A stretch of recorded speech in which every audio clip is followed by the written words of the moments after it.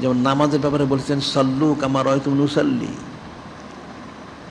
যে আমি যেভাবে নামাজ পড়েছি আপনারা সেভাবে নামাজ পড়েন, ঠিক আমি যেভাবে হজ করব আপনারা সেভাবে করবেন। এখন 10ম হিজরি শরীফে 25শে জিলকদ শরীফ, 25শে জিলকদ শরীফ নূরে মুজাসসাম হাবিবুল্লাহ হুজুর পাক সাল্লাল্লাহু আলাইহি ওয়াসাল্লাম তিনি এই পবিত্র মদিনা শরীফ থেকে পবিত্র মক্কা শরীফে তাশরিফ নেওয়ার জন্য রওনা মোবারক করেন। 10 দিনে এই পবিত্র মদিনা শরীফ থেকে পবিত্র মক্কা শরীফে গিয়ে পৌঁছেন, অর্থাৎ এটা 5ই জিলহজ শরীফে। এখন এখানে একটা বিষয় হচ্ছে ইয়মে আরাফা, এটা মনোযোগ না শুনলে বুঝবো না। ইয়মে আরাফা অর্থাৎ আরাফার দিন হচ্ছে 9 তারিখ, সেদিন ছিল জুমার দিন। এটা একদম বিশুদ্ধ বর্ণনা, এটাই সঠিক বর্ণনা। সেখানে পৌঁছে হজ মোবারক সম্পাদন করে নূরে মুজাসসাম হাবিবুল্লাহ হুজুর পাক সাল্লাল্লাহু তালিম দিয়ে উনি 15ই জিলহজ শরীফ আবার মক্কা শরীফ থেকে পবিত্র মদিনা শরীফে রওনা হন। এখানে তাশরিফ নিয়ে আসেন 25শে জিলহজ শরীফ। এখানে একটা বিষয় হচ্ছে মদিনা শরীফে জিলকদ শরীফ, জিলহজ শরীফ, মুহররম হারাম শরীফ, সফর শরীফ, এই 4 মাস একাধারা 30 দিন হয়েছিলেন, 30 দিন 30 আর কি। কিন্তু মক্কা শরীফে জিলহজ শরীফ মাসের 4টা একদিন আগে দেখা যায়।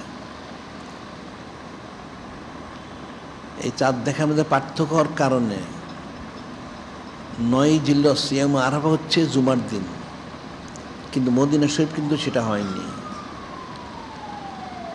সেখানে 30 পুরা হওয়ার পরে ওনারা মাস গণনা করেছেন, আর এখানে 29 পরেই চাঁদ দেখা যাওয়ার কারণে মক্কা শরীফে ইয়ম আরাফা হচ্ছে জুমার দিন 9 তারিখ।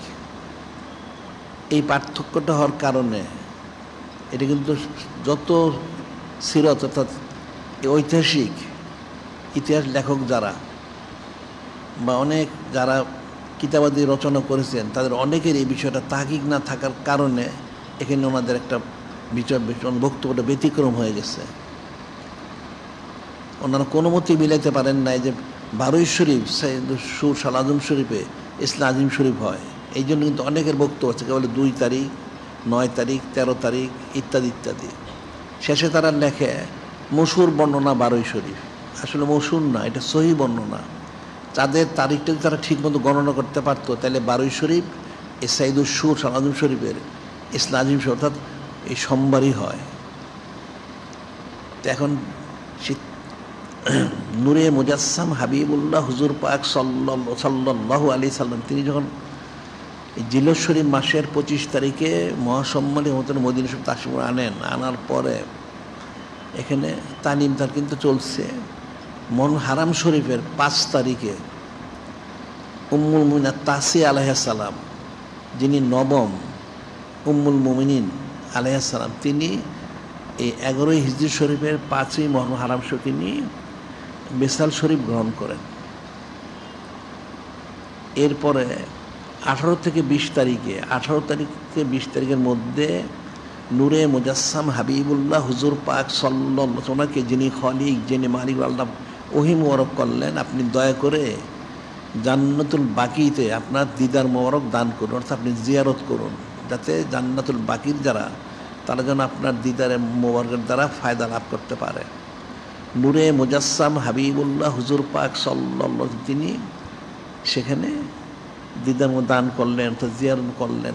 করে যখন হুজরাত শরীফে তাশরিফ আনলেন তখন ওনার নুরুল হুদা মাথা মোবারকে নুরুস সবর মোবারক অর্থাৎ ব্যথা মোবারক, অনেক প্রচণ্ড ব্যথা মোবারক। সে অবস্থায় কয়েকদিন থাকার পর অল্প সময় আবার তিনি সেদ অর্থাৎ নুল ইসলাম মোবারকনি সেহতি শান মোবারক প্রকাশ করেন। ওই মাসটা শেষ হলো মুহররম হারাম শরীফ।